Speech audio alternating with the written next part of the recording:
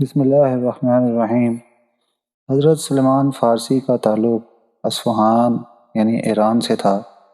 ایران ان دنوں فارس کہلاتا تھا، اس لیے حضرت سلیمان بھی حضرت سلیمان فارسی کہلائے۔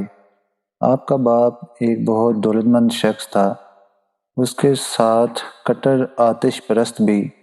اس کو اس بات کا ہر وقت فکر رہتی تھی کہ اس کے بیٹے حضرت سلیمان فارسی کسی دوسرے مذہب کے لوگوں کے ساتھ کہیں نہ جائیں، کیونکہ ہو سکتا ہے کہ حضرت سلیمان ان دوسرے مذاہب والوں کے ساتھ رہ کر ان کا مذہب قبول کر لیں اور اپنا آبائی مذہب آتش پرستی چھوڑ دیں۔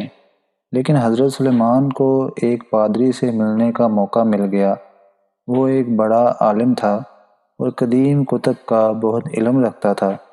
اس نے حضرت سلیمان کو بتایا کہ آخری نبی صلی اللہ علیہ وآلہ وسلم کا ظہور ہونے والا ہے، اور ان آخری نبی صلی اللہ علیہ وآلہ وسلم کی 3 نشانیاں ہوں گی کہ وہ تحفہ قبول فرمائیں گے، صدقہ نہیں لیں گے، اور آپ صلی اللہ علیہ وآلہ وسلم کی پشت مبارک پر مہر نبوت ہوگی۔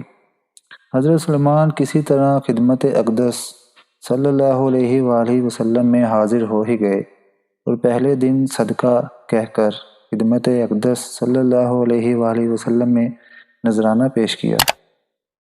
حضور صلی اللہ علیہ وآلہ وسلم نے نذرانہ اپنے صحابہ کرام میں تقسیم فرما دیا، خود بالکل بھی کچھ نوش نہیں فرمایا۔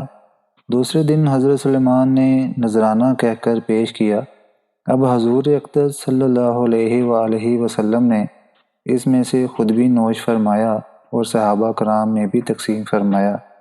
حضرت سلیمان فارسی نے سوچا 2 نشانیاں تو پوری ہو گئیں، اب صرف مہر نبوت کی زیارت باقی تھی۔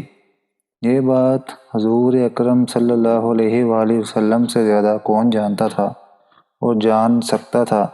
بس آپ صلی اللہ علیہ وآلہ وسلم مسکرائے، جس مسکراہٹ کا بدل پوری کائنات میں نہیں ہے، اور حضرت سلیمان فارسی کو مہر نبوت کی زیارت سے نواز دیا۔